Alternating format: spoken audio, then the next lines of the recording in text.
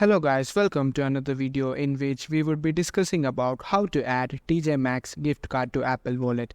As you all know, you can't add any external card other than debit, credit or transit card, drivers or state ID directly from the Apple Wallet itself.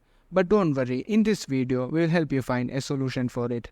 Just follow these easy steps. Step 1. Go to App Store and search for Card Manager Digital Wallet. Install the app. After installing, open the app. You'll be able to see 4 menus named Gift, Loyalty, Membership and All.